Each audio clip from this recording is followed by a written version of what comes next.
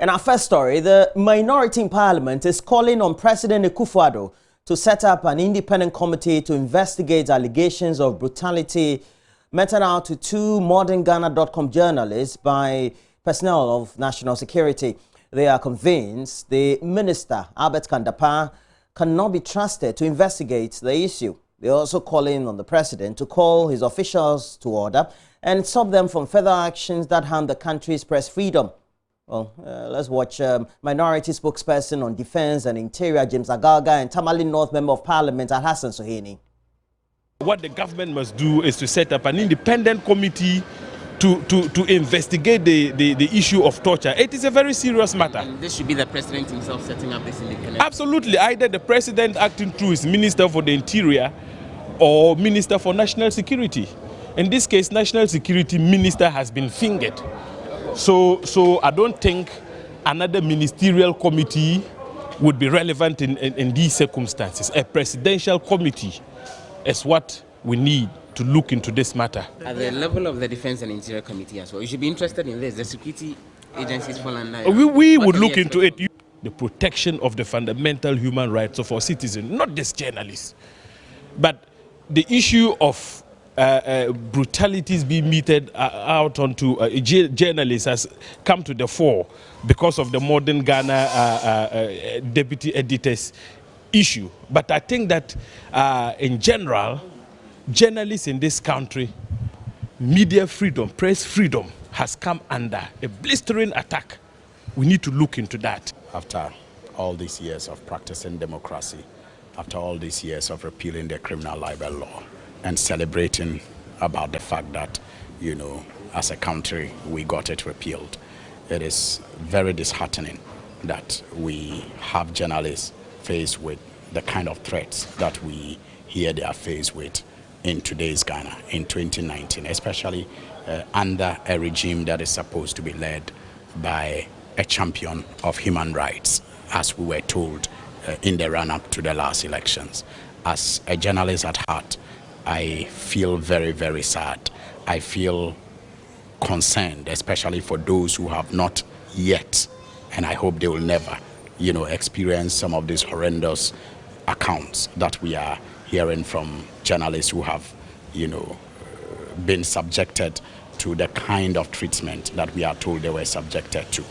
I think whatever, you know, a journalist does, the punishment for that journalist must not be one that will deter others from carrying on with that practice. Democracy is as good as a free media. Now, the Minister for Environment, Science and Technology says that those campaigning against government's plans to mine bauxite in the Atewa forest should not exhibit double standards. Professor Kwabena Frimpong says that while the campaign against the bauxite mining is ongoing, there is evidence to show that illegal gold mining is ongoing in the forest, which is already destroying water bodies.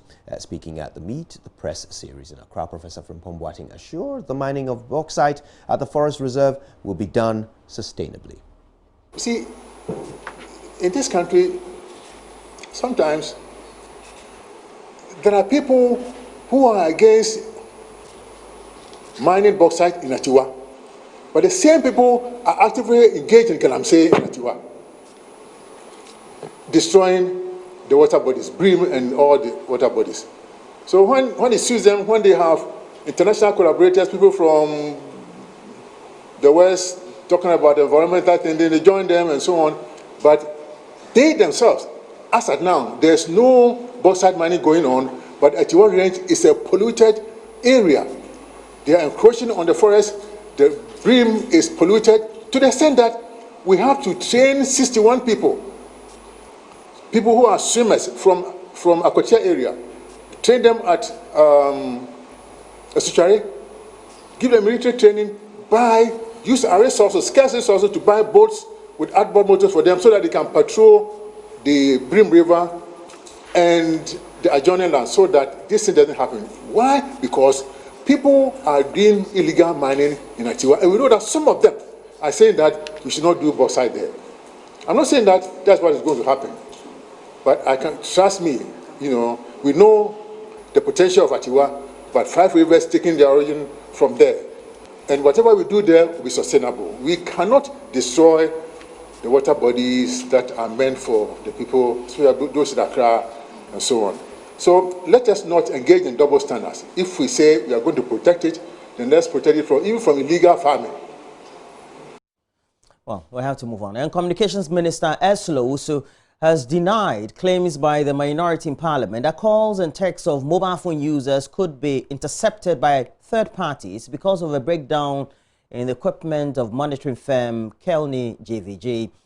Member of the Communications Committee, Sam George, who made the claim about the equipment breakdown, stated it has made mobile users vulnerable. However, Communications Minister Ursula Owusu says the claim so far is untrue.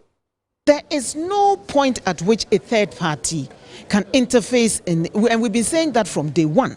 They actually went to court and the court threw them out and said that it was fanciful imaginations. He's repeating that same scaremongering assertion again. I will urge you, so that it is not just me talking, kindly take a trip to the National Communications Authority, where the system is set up, to see if indeed there is any problem with the system. And there's a constant interaction between the network operators and the operators of the common platform. At no point has this ever been brought to my attention. I have no idea where he's getting that information from. Whether it is from if it is from the companies, I'll be surprised, because they know the channels through which to address whatever concerns they have. Privacy and protection of privacy has never been an issue. It is a red herring that they throw in to create a certain impression that does not exist. Then on what basis are the telcos signing indemnity agreements with Kelny GVG that, in case customers sue them, then it's a problem that Kelny GVG and NTA should respond to, and that they, the telcos, would not be the ones to respond. When you're setting up any system, it makes sense to have non-disclosure agreements, confidentiality agreements, indemnity agreements as a double assurance of the integrity of your system. As at now, I have absolutely no information. And I have no idea, maybe he's conjecturing, or it makes for good sound bites. I've said that before. But the reality of the situation on the ground is that the telcos themselves, after the several interactions we had about a year ago, were 90% satisfied that this system addressed privacy concerns and would not allow unauthorized usage of customer information. Now, the Forensic Science Department at the University of Cape Coast is expected to run professional courses laced with forensic practical skills for the Ghana National Fire Service on forensic fire investigations that would change the face of how fire is investigated in the country. The department has signed a memorandum of understanding with the Ghana National Fire Service to train personnel of the service. Richard Kwajonyako has more in this report. The agreement will see the Department of Forensic Science at the UCC boost the capacity of the personnel of the Ghana National Fire Service by training them in forensic fire investigations. Head of the Forensic Science Department at the University of Cape Coast, Dr. Richmond Afuakwa, explains the agreement was driven by the need to equip personnel of the service with the needed skills to carry out its mandate. But today, this year, we are signing a memorandum of understanding to see to it that the Department of Forensic Sciences runs professional training programs for the Ghana National Fire Service. I'm sure we are all witnesses to the numerous fires that we see in our country, for which investigations normally stall because the experts to do so are not present.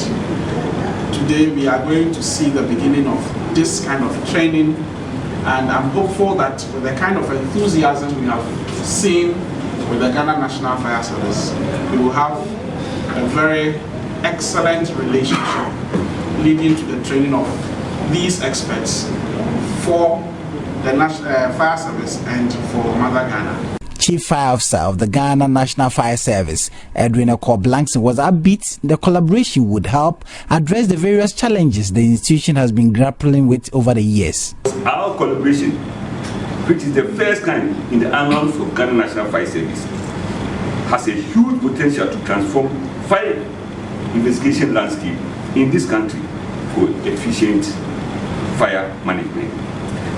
I have observed since I was enlisted to Ghana National Fire Service in '89 that one of the challenges of GNFS has been struggling with over the years is inadequate human resource capacity and equipment to enhance the application of modern scientific methods of fire investigation. Vice Chancellor of the University of Cape Coast, Professor Joseph Gatampia, expresses unending happiness for the collaboration between the Ghana National Fire Service and the Forensic Science Department, indicating the move would go a long way to benefit students of the department as well. He assured the university's commitment to ensuring the success of the collaboration. Richard Kwejunyako, Joy News, Cape Coast.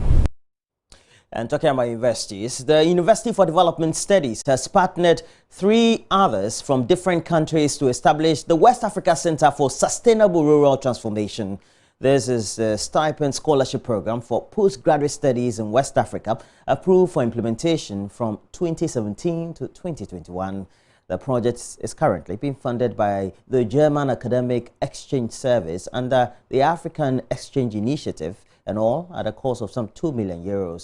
JoyNews Upper West regional correspondent Rafiq Salam was at the launch and brings us the latest. The West Africa Center for Sustainable Rural Transformation Program is a stipend scholarship for postgraduate students in West Africa, approved for implementation from 2017 to 2021. The program is being funded by the German Academic Exchange Service, DAAD, under the African Exchange Initiative at a cost of €2 million. Chairman of the UDS Governing Council, Mr. Nutufafa Kunhie, in a speech read on his behalf by a member of the Governing Council, Professor Ismail Ibn Yahya, expressed satisfaction over the launch of the program as it will solve some of the infrastructure challenges that the university is grappling with. The University Council is aware of the infrastructural deficit confronting the UDS and thus welcomes the establishment of the West Africa Center for Sustainable Rural Transformation. Vice Chancellor UDS, Professor Gabriel Ayunte, noted that the launch of the program will enable the 4 universities from the 3 different countries to pool their resources together to undertake programs at a reduced cost.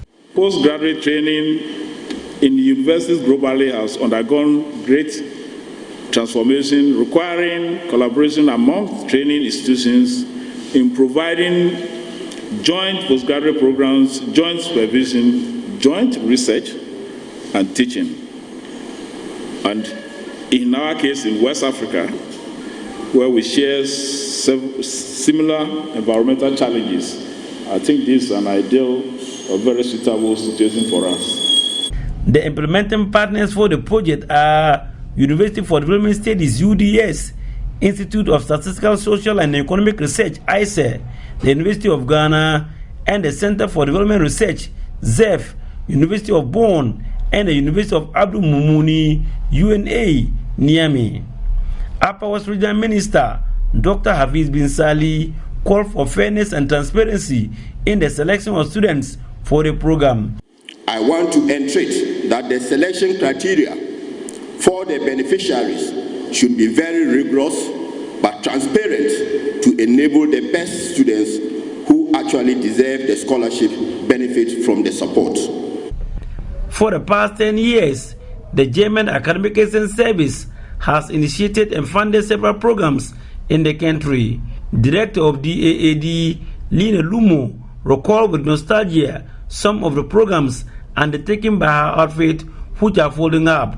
She hinted of continued support for the programs. As we have found out already, the 10 years of funding for those initial centers is over at this point in time. But like a good parent, it does not mean that we will stop caring about the child once it's able to stand on its own 2 feet, or in this case maybe rather excellently dancing and walking on its own 2 feet. So there'll still be financing from the German Ministry of Foreign Affairs, for example, through continuous funding for scholarships for those centers. Reporting for JoyNews, Rafiq Salam. Wow. What? And of course, that's where we end the news this morning. It's only the beginning of the show, though, because coming up, newspaper review. And then, of course, we'll bring you sports. And it's Wednesday. We've got AM Biz. We'll talk about football, of course. The Black Stars have triumphed. But they're not the only ones who did. You know who else triumphed, don't you? Yeah, we'll talk about that, too, when we come back from these.